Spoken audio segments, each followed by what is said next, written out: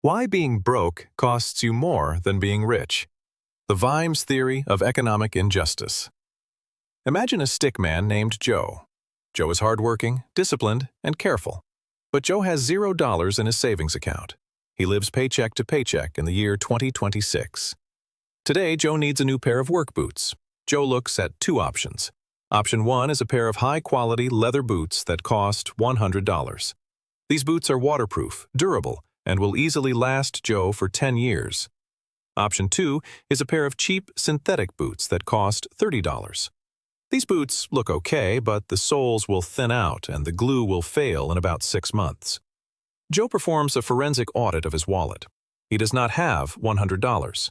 He only has $40 left after paying his rent and utilities. Because Joe is broke, he is mathematically forced to buy the $30 boots. Over the next 10 years, the wealthy stickman who bought the $100 boots still has dry feet and a solid pair of shoes. Meanwhile, Joe has had to buy a new pair of $30 boots every 6 months. By the end of the decade, Joe has spent $600 on boots, 6 times more than the rich stickman, and he still has wet feet because his cheap boots always leak right before they fail. This is the boots theory of socioeconomic unfairness, and in 2026 it is no longer just a metaphor. It is a systemic extraction mechanism. Our audit of the global economy reveals that the system is designed to reward those with liquidity and aggressively harvest those without it.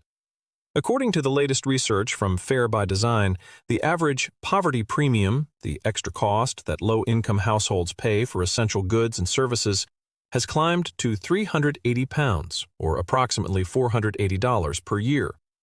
For the bottom 10% of households, this stealth tax can exceed £736 annually. The tragedy of Joe's situation is that the system doesn't just wait for him to buy boots. It charges him a premium for his energy, his insurance, his food, and his credit. In the year 2026, being broke is not just a state of having no money. It is a high-interest subscription service that Joe never signed up for. Today, we are performing a surgery on the poverty premium. We are going to look at the 11 hidden costs of being poor that nobody talks about. Why the One Big Beautiful Bill Act, OBBBA, phase-outs make it even harder for the working class to escape, and why the only way to stop the small bites of the system is to reach the silent alarm threshold of $20,000. The math of 1,000 small bites. To Joe, the stickman with $0 in the bank, life feels like a series of unfortunate events. But our forensic audit of the 2026 economy reveals that these are not accidents. They are architectural features of a system designed to harvest the poverty premium. In the year 2026, the average cost of this premium has risen to £380, or roughly $480 per year. For the most vulnerable, that number spikes to over £736. Let's perform a surgery on Joe's monthly expenses to see where the money is evaporating. The food trap, from 84 to 261. The largest and most aggressive bite in 2026 comes from the dinner table. Our audit shows that the food poverty premium has skyrocketed. In 2022, Joe paid an extra £84 a year for food because he couldn't buy in bulk. Today, that premium has surged to £261. Why? Because Joe lacks the liquidity to batch. While a wealthy stickman can drive to his suburban warehouse club and buy a 20-pound bag of rice or a 40-pack of toilet paper at a massive discount, Joe is trapped in his local convenience store economy. He buys small individual portions every 2 days because he only has $15 at a time. He is paying a 30% markup for the privilege of being poor. The energy cage. The $129 surcharge. When Joe gets home, he enters the energy cage. Because Joe's credit score is low, a result of the barbell economy we audited earlier, he is forced onto a prepayment meter. While the rich stickman pays his utilities via an automated direct debit and receives a preferred rate, Joe has to physically go to a kiosk to top up his power. According to Fair by Design, Joe is paying an extra £129, or approximately $160, a year just for the method he uses to pay. He is paying more for the same kilowatt of electricity simply because he doesn't have the 3-month silent alarm buffer to guarantee his payments to the utility provider. The insurance tax, the postcode penalty. Finally, Joe tries to insure his old car so he can get to work. He lives in a deprived area because that is the only place he can afford rent. The insurance algorithm performs a forensic audit of his zip code and decides Joe is a high-risk resource. Joe is hit with an extra 153 pounds in premiums compared to a stickman living just 3 miles away in a stable neighborhood. But it gets worse. Because Joe cannot afford to pay the full annual premium of $800 up front, he chooses the monthly payment plan. The insurance company charges him an additional 71 pounds in interest and processing fees. Joe is effectively paying a 12% interest rate on his own protection, simply because he lacks the liquidity to pay all at once. Through Joe's lens, he is unlucky. Through our lens, Joe is being hit by a tax on immobility. The system knows Joe cannot move, cannot buy in bulk, and cannot pay up front. Therefore, the system bites him 1,000 times, every single month. The credit trap and the digital exclusion wall. Joe is struggling with the 1,000 small bites of food and energy, but the system has another, more lethal layer of extraction ready: the credit trap.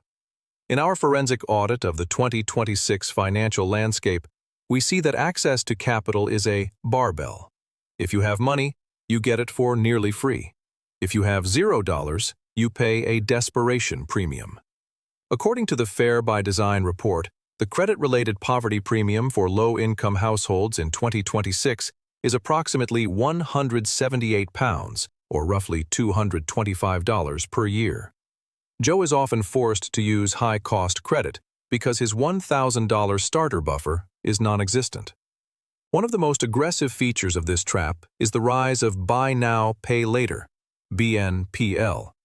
While marketed as a convenient tool for the middle class, for Joe, it is an entry point into a debt cycle. Our audit shows that while the indicative cost is often zero, the actual average cost for those who incur late fees is £22 per year. When you combine this with unarranged overdraft fees, which average £16, and credit card late fees of £37, Joe is losing nearly £75 annually, just for missing the window by a few hours. But the extraction isn't just about what Joe pays. It is about what Joe cannot access. We call this the digital exclusion wall. Our audit reveals that 95% of low-income households pay at least one poverty premium because they cannot effectively shop around.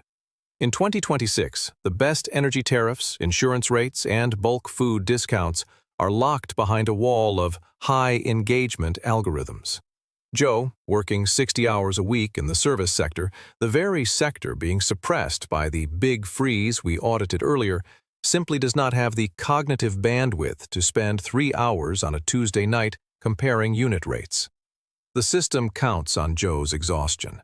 It builds friction into the savings process and removes all friction from the spending process. The result?